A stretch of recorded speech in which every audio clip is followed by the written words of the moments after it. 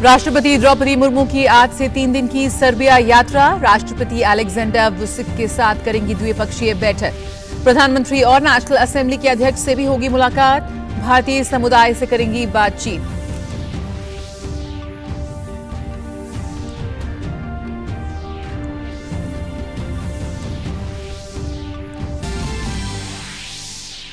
Bhubaneswar AIIMS में रखे गए बालासोर रेल हादसे में मारे गए अज्ञात लोगों के शव। शिनाख्त के लिए परिजनों को किसी और अस्पताल में जाने की जरूरत नहीं। सीबीआई आज भी करेगी दुर्घटना स्थल का निरीक्षण।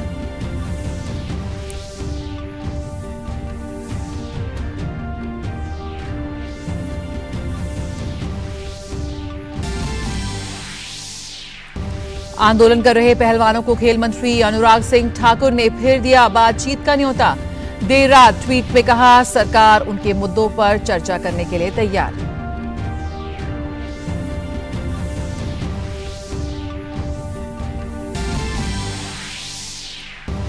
अरब सागर में बढ़ रहा है चक्रवाती तूफान बिपरजॉय। अगले 24 घंटों में और तेज होने की आशंका। मौसम विभाग ने कोंकण, गोवा और महाराष्ट्र के समुद्र तटों पर जारी किया अलर्ट।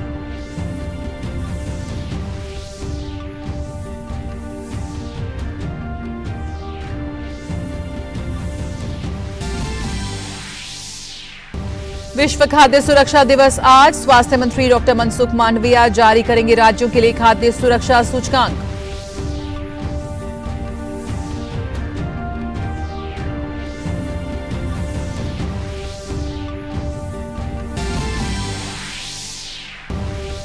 G20 देशों के बीच गोवा में अंतर्राष्ट्रीय वित्तीय सुरक्षा को मजबूत करने के तरीकों पर चर्चा। वैश्विक अर्थव्यवस्था के निर्माण के लिए सहयोग बढ़ाने पर भी जोर।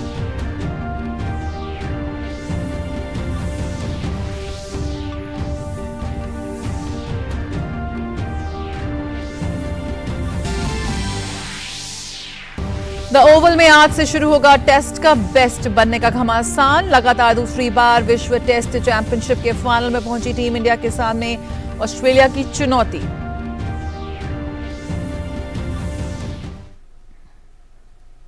नमस्कार, समाचारों में आप सभी का बहुत स्वागत है। मैं हूं जया सिन्हा और शुरुआत करेंगे इस वक्त की अहम खबरों के साथ। राष्ट्रपति द्रौपदी मुर्मू आज से 3 दिन की सर्बिया यात्रा पर हैं। भारत के किसी भी राष्ट्रपति का ये पहला सर्बिया दौरा है। सर्बिया के राष्ट्रपति अलेक्जेंडर वुसिक के निमंत्रण पर 9 जून तक सर्बिया की यात्रा पर राजधानी बेलग्रेड में राष्ट्रपति मुर्मू कई कार्यक्रमों में हिस्सा लेंगी। उनके दौरे को लेकर क्या तैयारियां हैं और वो कौन कौन सी जगह जाएंगी, इस पर बेलग्रेड से देखिए संवाददाता मंजू मीना की खास रिपोर्ट। राष्ट्रपति अपनी 3 दिवसीय यात्रा की शुरुआत बेलग्रेड में स्थित महात्मा गांधी की प्रतिमा को पुष्पांजलि अर्पित करेंगी, जो कि दोनों देशों के बीच में ऐतिहासिक और मित्रतापूर्ण संबंधों का एक प्रतीक है। भारत और सर्बिया के ऐतिहासिक मैत्रीपूर्ण संबंधों और परस्पर सम्मान के संकेत के रूप में न्यू बेलग्रेड की 2 सड़कों का नाम महात्मा गांधी और जवाहरलाल नेहरू के नाम पर रखा गया है। महात्मा गांधी की प्रतिमा न्यू बेलग्रेड में सावा घाट पर उनके नाम पर बनी सड़क पर स्थित है। भारत के विदेश मंत्री की यात्रा के दौरान वर्ष 2007 में आधिकारिक तौर पर इसका अनावरण किया गया था। इसके अलावा राष्ट्रपति प्रथम विश्व युद्ध के अज्ञात नायक के स्मारक पर भी जाएंगी। You can see the monument of the unknown hero. Here is the place. What's the name of Avala? For me, it's a beautiful place. How you see? You can see the whole Belgrade. It's the southeast side of the Belgrade. It's beautiful. You can only see it and the see how is the beautiful of the some nature of you see a lot of people, a lot of children, a lot of tourists come here. It's one of the important things what you can see here in Serbia in one of the best place. Belgrade से लगभग 24 kilometre की दूरी पर दक्षिण पूर्व में स्थित mount अवाला पर स्थित है the monument to the unknown heroes.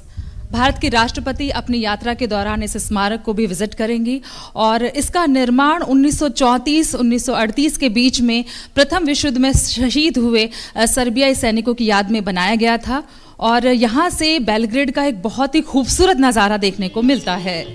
अवाला पर्वत की चोटी पर स्थित ग्रेनाइट का यह भव्य स्मारक प्रथम विश्व युद्ध में शहीद हुए योद्धाओं के प्रति कृतज्ञता की अभिव्यक्ति है। अवाला पर अज्ञात नायक का पहला स्मारक 1922 में स्थानीय ग्रामीणों द्वारा एक कब्र के स्थान पर बनाया गया था। बाद में 1938 में अज्ञात हीरो के लिए आधुनिक स्मारक बनाया गया। यहाँ से बेलग्रेड शहर और उसके आसपास का बहुत ही सुंदर दृश्य दिखाई देता है। राष्ट्रपति की आगामी यात्रा को लेकर के न सिर्फ भारतीयों में बल्कि सर्बिया के लोगों में भी विशेष उत्साह देखने को मिल रहा है और ये उम्मीद की जा रही है कि जब पहली बार भारत का कोई राष्ट्रपति यहाँ पर यात्रा कर रहा है तो उसे देखते हुए यहाँ पे विभिन्न प्रकार की तैयारियाँ की गई हैं और उम्मीद की जा रही है कि इससे हमारे जो ऐतिहासिक संबंध हैं उन्हें मजबूती मिलेगी और विभिन्न क्षेत्रों में, चाहे वो आर्थिक व्यापारिक क्षेत्र हो, सांस्कृतिक क्षेत्र हो, वहाँ पर सहयोग के दरवाजे और खुलेंगे। मैं Manju Meena, camera person M A. Khan के साथ दूरदर्शन के लिए बेलग्रेड, सर्बिया। और सर्बिया में भारत की राजदूत संजीव कोहली से डीडी न्यूज ने की खास बातचीत। उन्होंने कहा कि किसी भी भारतीय राष्ट्रपति की ये पहली सर्बिया यात्रा दोनों देशों के संबंधों को नई गति देगी। राष्ट्रपति श्रीमती द्रौपदी मुर्मू अपनी 3 दिवसीय यात्रा के लिए 7 जून को सर्बिया की राजधानी बेलग्रेड पहुंच रही हैं। उनकी ये यात्रा कितनी महत्वपूर्ण है और भारत सर्बिया के संबंधों के कितने मायने हैं, उन सभी विषयों पर चर्चा करने के लिए आज हमारे साथ मौजूद हैं सर्बिया में भारत के राजदूत श्री संजीव कोहली जी। संजीव जी, आपका बहुत बहुत शुक्रिया दूरदर्शन से बातचीत करने के लिए। और सबसे पहले हम यही जानना चाहेंगे कि पहली बार भारत का कोई राष्ट्रपति सर्बिया पहुंच रहा है और राष्ट्राध्यक्ष स्तर की ये पहली यात्रा है, तो ऐसे में इस यात्रा को किस तरीके से देखा जाना चाहिए? जैसे आपने कहा, ये यात्रा बहुत ऐतिहासिक है और सिर्फ ये नहीं कि भारत की तरफ से पहली हेड ऑफ स्टेट की विजिट है, दोनों देशों की तरफ से अभी तक head of state visit exchange नहीं हुई है, क्योंकि राष्ट्रपति व्यूचिच जब 2017 में इंडिया गए थे तो वो प्रधानमंत्री थे, राष्ट्रपति नहीं थे। और भारत और यूगोस्लाविया के संबंध और सर्बिया के साथ संबंधों का अपना एक बहुत बड़ा इतिहास है। जो पॉलिटिकल रिलेशनशिप है वो हमेशा ही बहुत स्ट्रॉन्ग रही है और हमें लगता है कि हमें ज़्यादा काम करने की ज़रूरत है व्यापार के एरिया में। और भारतीय इकोनॉमी को तो आप सब जानते हैं कि one of the best performing economies है। इसी तरह इस रीजन में सर्बियन इकोनॉमी जो है वो one of the best performing economy है। सर्बिया एक छोटी मार्केट है, 7 मिलियन लोग हैं, लेकिन हमारा ये विचार है राजदूतावास में कि अगर हमारी कंपनियां यहाँ इन्वेस्ट करें, क्योंकि इनका जो प्रेफरेंशियल ट्रेड एग्रीमेंट्स हैं यूरोप के साथ है, CIS कंट्री के साथ है, तुर्की के साथ है, रूस के साथ है, तो उसका जो लाभ है वो हमारी कंपनीज उठा सकती हैं। यहाँ पे इन्वेस्ट करें, इसको एक बेस बनाए, मैन्युफैक्चरिंग बेस, तो उस एरिया में काफ़ी काम हो सकता है। और दूसरे से मैंने कहा कि डिफेंस के एरिया में भी हम सोचते हैं कि काफ़ी पोटेंशियल है, स्पेशली टेक्नोलॉजी शेयरिंग का या सब सिस्टम्स, क्योंकि इनके पास भी ज़्यादा हथियार जो हैं वो रशियन ओरिजिन के हैं। हमारे भी इतिहास रहा है तो रशिया के साथ हमारी डिफेंस प्रोक्योरमेंट बहुत ज़्यादा रही है शुरू में। राष्ट्रपति जी के साथ में 20 सदस्यीय एक व्यापारिक प्रतिनिधि मंडल भी भारत से सर्बिया पहुंच रहा है, तो दोनों देशों के बीच में जो आर्थिक व्यापारिक संबंध हैं उनकी अभी क्या स्थिति है और क्या संभावनाएं भविष्य में आप देखते हैं? जैसे मैंने कहा कि क्योंकि ये छोटी मार्केट है तो अगर हम सिर्फ व्यापार पे अपना फोकस रखेंगे तो उसकी एक सीमा है, उससे ऊपर व्यापार नहीं जा सकता। तो मेरे हिसाब से जो ज़्यादा लाभ हमें होगा वो इन्वेस्टमेंट से होगा कि हमारी कंपनीज यहाँ आए, इन्वेस्ट करें और इसको एक प्रोडक्शन बेस बनाएं। बाल्कन में आपस में इनकी बातचीत चल रही है कि एक ओपन बाल्कन पॉलिसी होनी चाहिए, बाल्कन देशों को आपस में इकोनॉमिक सहयोग बढ़ाना चाहिए, पोलिटिकल अंडरस्टैंडिंग बढ़ानी चाहिए। तो और हमारा हमेशा भारत का एक जो फॉरेन पॉलिसी ऑब्जेक्टिव ये रहा है कि एक रीजन में लोगों सब देशों को मिलकर काम करना चाहिए। अब उनके अगर कोई डिफरेंसेस है उसको नेगोशिएशंस के बेसिस पे रिजॉल्व करना चाहिए। हमने यहाँ पे योग, आयुर्वेद और होम्योपैथ के कई केंद्र हमने यहाँ पर देखे हैं, तो दोनों देशों के बीच में जो सांस्कृतिक संबंध है उनको आप किस तरीके से देखते हैं? देखिए, यूगोस्लाविया के दिनों से हमारे लोगों में, हमारी इंस्टीट्यूशंस में आपस में लगातार इंटरेक्शन रही है। सर्बिया बनने के बाद उसमें थोड़ा सा स्लो डाउन हुआ है, तो इस विजिट से हम चाहते हैं कि जो इंस्टीट्यूशनल और पीपल टू पीपल कॉन्टैक्ट्स हैं वो उनको दोबारा मजबूती मिले। हर वर्ष हमने ये देखा है कि जो हम इंटरनेशनल योगा डे मनाते हैं तो हर बरस उसका स्केल बढ़ जाता है, ज़्यादा सिटीज़ इन्वॉल्व होते हैं, वो दिखाता है कि लोगों में इंटरेस्ट है। जैसे आपने सही कहा, सिर्फ बड़े शहरों में नहीं, इवन छोटे शहरों में योगा में काफ़ी इंटरेस्ट है। तो उसी इंटरेस्ट को हम मोबिलाइज करते हैं और जहाँ पे कुछ लिमिटेशंस हैं वहाँ हम जाके उनको जितना सहयोग दे सकें लोकल जो योगा सिखाते हैं। तो इस वर्ष भी हम बेलग्रेड और बड़े शहरों के अलावा छोटे शहरों में भी योगा डे मनाएंगे और अभी से हम लोग इंस्टीट्यूशन के साथ कांटेक्ट में हैं। तो योगा भी एक पीपल टू पीपल कांटेक्ट की बात है और योगा से जब लोग एसोसिएट होते हैं तो एक इंडिया की रेजोनेंस अपने आप उनके दिल में होती है, तो उससे रिलेशनशिप को तो बहुत सहारा मिलता है। बहुत बहुत शुक्रिया जी, दूरदर्शन धन्यवाद। से बातचीत करने के लिए, हमारे साथ अपने विचार साझा करने के लिए। और जैसा कि संजीव जी ने बताया कि न सिर्फ योगा बल्कि जो हमारे व्यापारिक आर्थिक संबंध हैं वो भारत और सर्बिया के रिश्तों को आगे बढ़ाएंगे। गुटनिरपेक्ष आंदोलन के साझे मूल्यों पर आधारित जो हमारी परंपरागत मित्रतापूर्ण संबंध हैं उनमें नई प्रगाढ़ता आएगी, नई गर्मजोशी जो है वो उनमें देखने को मिलेगी। और सर्बिया में भारतीय समुदाय के लोग अपनी प्रतिभा और मेहनत के दम पर भारतीय संस्कृति की चमक बिखेर रहे हैं। एक ऐसी भारतीय महिला नविता से बात की हमारी संवाददाता मंजू मीला ने। भारतीय होने के नाते और जो भी हमारे देश ने पिछले 9 साल में अचीव किया है इंटरनेशनली और नेशनली, हम बहुत गौरवान्वित महसूस करते हैं। हमें लगता है कि हमारे जो इंडिया को इतना एक दबा के रखा गया था, उसको आगे नहीं आने दिया जाता था, और जो हमें प्लेटफॉर्म आज की तारीख में मिल रहा है, इट इज़ इनक्रेडिबल। हमें बहुत अच्छा लगता है और हम बहुत प्राउड फील करते हैं और हम चाहते हैं कि हमारा देश ऐसे ही आगे बढ़ता रहे और हमारे देश का हर नागरिक ऐसे ही आगे बढ़े। जिस तरह से भारतीय पूरे वैश्विक मंच पर अपनी एक अलग पहचान बना रहे हैं वो उन सभी के लिए गर्व का विषय है।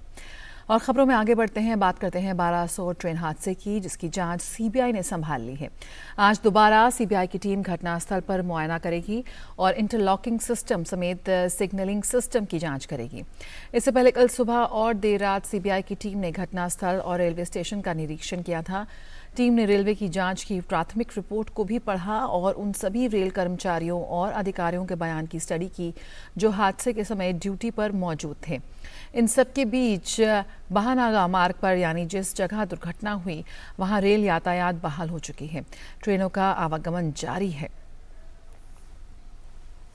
और हादसे में मरने वालों की संख्या बढ़कर 288 हो गई है। अज्ञात लोगों के शव भुवनेश्वर एम्स में रखे गए हैं और परिजनों से कहा गया है कि वो शवों की शिनाख्त के लिए किसी और अस्पताल ना जाएं बल्कि भुवनेश्वर एम्स में ही इसके लिए संपर्क करें।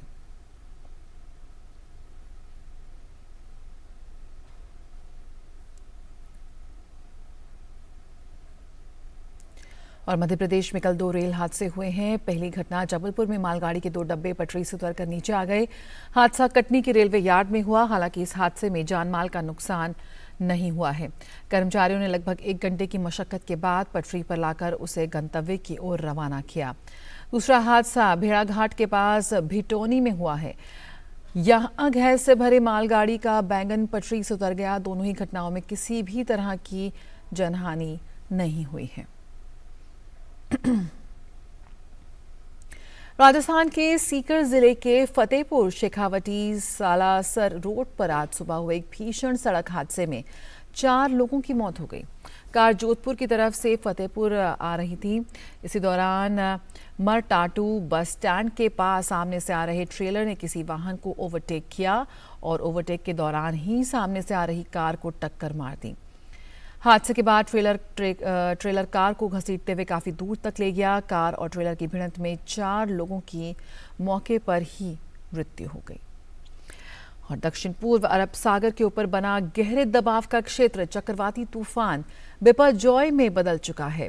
मौसम विभाग के अनुसार इसके अगले 24 घंटे में और तेज होने की आशंका है। फिलहाल ये तूफान गोवा से लगभग 910 किलोमीटर और मुंबई से 1030 किलोमीटर दक्षिण पश्चिम में, पोरबंदर से 1110 किलोमीटर दक्षिण दक्षिण पश्चिम में और कराची से 1410 किलोमीटर दक्षिण में स्थित है। तूफान बिपरजॉय के उत्तर केरल, कर्नाटक, गोवा के तटों के पास 40 से 60 किलोमीटर प्रति घंटे की रफ्तार से पहुंचने की आशंका है। मौसम विभाग ने कोंकण, गोवा और महाराष्ट्र के समुद्र तटों पर अलर्ट जारी किया है और मछुआरों को समुद्र में नहीं जाने की सलाह दी है। खेल मंत्री अनुराग सिंह ठाकुर ने कहा है कि सरकार पहलवानों के मुद्दे पर उनके साथ बातचीत करना चाहती है। देर रात एक ट्वीट में अनुराग सिंह ठाकुर ने कहा कि उन्होंने एक बार फिर से पहलवानों को बातचीत के लिए आमंत्रित किया है और सरकार पहलवानों के साथ उनके मुद्दों पर चर्चा करने के लिए तैयार है। दरअसल ओलंपिक पदक विजेता बजरंग पुनिया और साक्षी मलिक समेत कुछ महिला पहलवानों ने भारतीय कुश्ती परिसंघ के अध्यक्ष बृजभूषण शरण सिंह की गिरफ्तारी की मांग को लेकर वो आंदोलन कर रहे हैं। उन्होंने बृजभूषण पर यौन उत्पीड़न का आरोप लगाया है। दिल्ली पुलिस ने बृजभूषण के खिलाफ 2 एफआईआर दर्ज की हैं और इस पर दिल्ली पुलिस ने उनके खिलाफ एफआईआर भी दर्ज कर ली है और जांच चल रही है। इस सिलसिले में कल पुलिस बृजभूषण शरण सिंह के गोंडा स्थित आवास पर भी गई थी। सुप्रीम कोर्ट आज दिल्ली में ओला, उबर और रैपिडो जैसी कैब एग्रीगेटर कंपनियों की बाइक सर्विस पर रोक लगाने की मांग वाली याचिका पर सुनवाई करेगा। दिल्ली सरकार की अर्जी पर यह सुनवाई हो रही है। दरअसल दिल्ली हाई कोर्ट ने बाइक सर्विस पर रोक लगाने वाले दिल्ली सरकार के फैसले पर रोक लगा दी थी, जिसके बाद सरकार ने दिल्ली हाई कोर्ट के आदेश को सुप्रीम कोर्ट में चुनौती दी थी।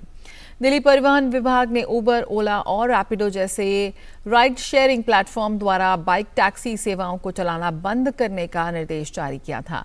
हाई कोर्ट ने इसी आदेश पर रोक लगाई है। और मध्य प्रदेश के सीहोर जिला मुख्यालय से 15 किलोमीटर दूर ग्राम मुंगावली में एक बच्ची खुले बोर में गिर गई है, जिसे बचाने के लिए लगातार रेस्क्यू ऑपरेशन किया जा रहा है। 10 से ज्यादा जेसीबी और पोकलेन मशीनों की मदद से 5 फीट दूरी पर समांतर गड्ढा खोदा जा रहा है। करीब 26 फीट खुदाई हो चुकी है। कलेक्टर और एसपी समेत प्रशासनिक अमला भी मौके पर मौजूद है। मुख्यमंत्री शिवराज सिंह चौहान ने प्रशासन को निर्देश दिया है कि बच्ची को सकुशल निकालने के लिए हर तरह की कोशिश और उपाय किए जाएं।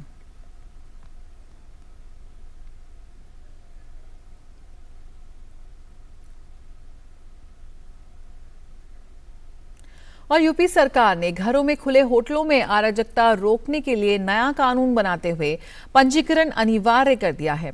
नियम उल्लंघन पर सराय अधिनियम के तहत 1 लाख तक का जुर्माना और पंजीकरण रद्द करने का अधिकार होगा। सभी जिलों के डीएम और प्रदेश स्तर पर प्रमुख गृह सचिव की अध्यक्षता में समिति होगी जो इस मामले में निर्णय लेगी। योगी कैबिनेट बैठक में होटल अन्य पूरक आवास नियंत्रण विनियमन 2023 को मंजूरी दी गई है। इसके तहत सभी होटलों को 45 दिनों के अंदर अपना पंजीकरण पोर्टल पर कराना होगा। होटलों के मुख्य द्वार और पार्किंग एरिया में सीसीटीवी कैमरे लगाए जाएं, जिनका डाटा 30 दिन तक सुरक्षित रखा जाए। सेना प्रमुख जनरल मनोज पांडे ने अपनी 2 दिवसीय बांग्लादेश यात्रा के दौरान प्रधानमंत्री शेख हसीना से मुलाकात की। मुलाकात के दौरान शेख हसीना ने बांग्लादेश और भारत के सशस्त्र बलों के बीच सहयोग और बढ़ाने का आह्वान किया। सेना प्रमुख मनोज पांडे ने कहा कि दोनों देशों की सेनाओं के बीच सहयोग अच्छी तरह से आगे बढ़ रहा है। उन्होंने कहा कि तकनीकी और अन्य क्षेत्रों में भी दोनों देशों के बीच सहयोग को और मजबूत किया जा सकता है। गौरतलब है कि थल सेनाध्यक्ष जनरल मनोज पांडे अपने समकक्ष जनरल एसएम शफीउद्दीन अहमद के निमंत्रण पर 5 और 6 जून को बांग्लादेश की 2 दिवसीय आधिकारिक यात्रा पर थे। इस दौरान जनरल मनोज पांडे ने बांग्लादेश सेना के जनरल शफीउद्दीन अहमद और अन्य वरिष्ठ अधिकारियों के साथ दोनों देशों की सेनाओं के बीच सहयोग के लिए आपसी हित के क्षेत्रों पर चर्चा की। उन्होंने मंगलवार को बांग्लादेश मिलिट्री एकेडमी में 84वें लॉन्ग कोर्स के ऑफिसर कैडेट्स की पासिंग आउट परेड की भी समीक्षा की। कहा जाता है कि स्वास्थ्य ही धन है और दुनिया भर में सालाना 10 में से 1 व्यक्ति खाद्य जनित बीमारियों से प्रभावित होता है। इसलिए लोगों को खाद्य सुरक्षा के प्रति जागरूक करने के लिए हर साल 7 जून को world food and safety day यानी विश्व खाद्य सुरक्षा दिवस मनाया जाता है। विश्व खाद्य सुरक्षा दिवस मनाने का मकसद है वर्ल्ड हेल्थ ऑर्गेनाइजेशन हर साल इस खास दिन के लिए थीम तय करता है और इस साल यानी साल 2023 के लिए थीम है खाद्य मानक जीवन बचाते हैं। आज इस मौके पर केंद्रीय स्वास्थ्य मंत्री डॉक्टर मनसुख मांडविया राज्यों के लिए खाद्य सुरक्षा सूचकांक जारी करेंगे। भारतीय खाद्य सुरक्षा और मानक प्राधिकरण खाद्य सुरक्षा के 5 मापदंडों पर राज्यों के प्रदर्शन को मापने के लिए राज्य खाद्य सुरक्षा सूचकांक जारी करता है। इसकी शुरुआत 2018 और 19 से देश में खाद्य सुरक्षा पारिस्थितिकी तंत्र में एक प्रतिस्पर्धी और सकारात्मक बदलाव लाने के उद्देश्य से की गई थी।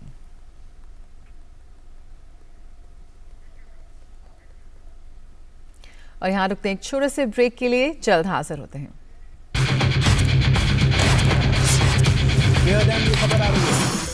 ब्रेकिंग न्यूज की रेस से हटकर हम लेकर आते हैं आपके लिए सार्थक, सकारात्मक और प्रेरणादायी खबरें। खबरें सिर्फ हाथ से नहीं होते, खबरें अच्छी भी होती हैं जो देती हैं हौसला, बढ़ाती हैं आत्मविश्वास। मुश्किल वक्त में भी जब लोगों ने दिखाया कुछ कर गुजरने का जज्बा, हम लेकर आते हैं अपने इस खास कार्यक्रम में आम लोगों के जज्बे की कहानियाँ। देखिए मेरे साथ गुड न्यूज जज्बा इंडिया का।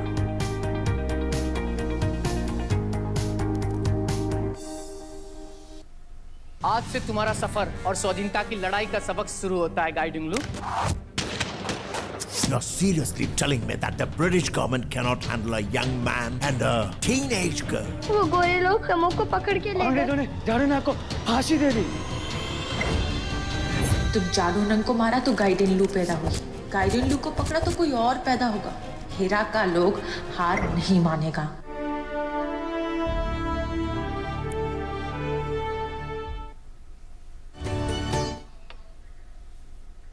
ब्रेक के बाद स्वागत है। विश्व टेस्ट क्रिकेट चैंपियनशिप के फाइनल के लिए भारत और ऑस्ट्रेलिया की टीमें ओवल में लगातार प्रैक्टिस के दौर से गुजर रही हैं।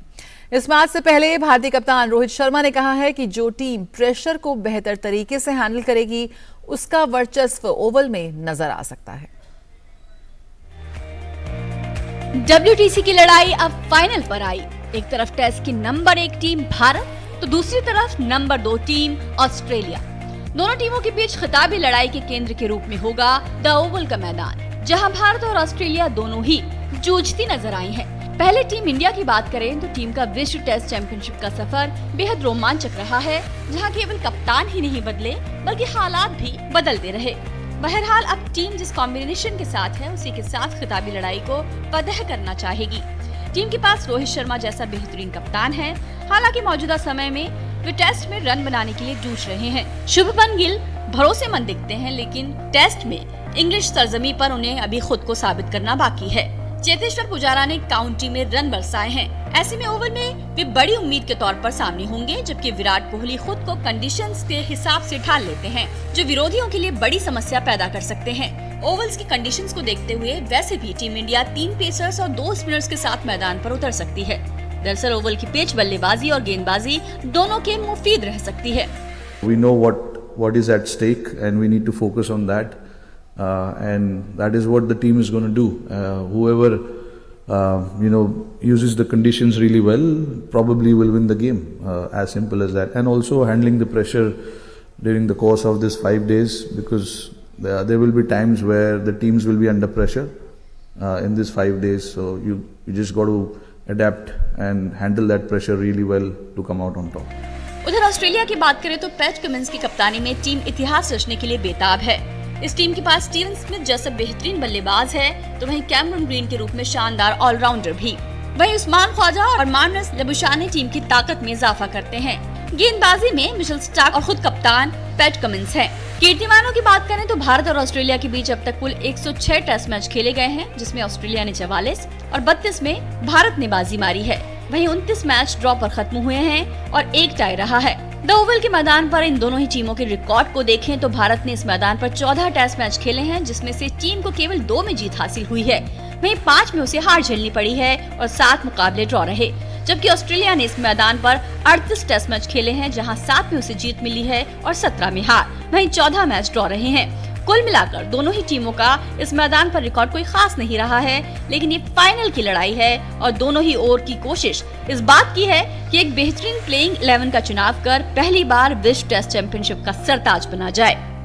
2 साल की कड़ी मेहनत के बाद दुनिया की 2 शीर्ष टीम भारत और ऑस्ट्रेलिया पहुंची हैं आईसीसी विश्व टेस्ट चैंपियनशिप के फाइनल में।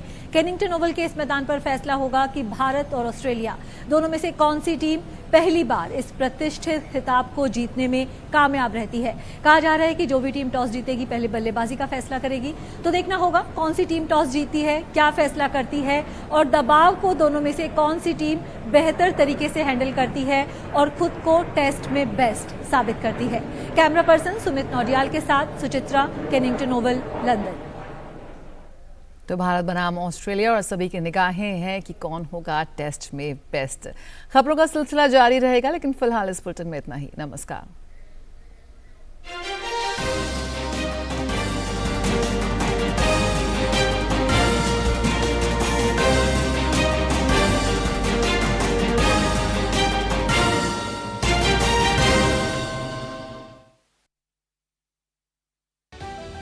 समाज की बेड़ियां तोड़कर हासिल किए अनोखे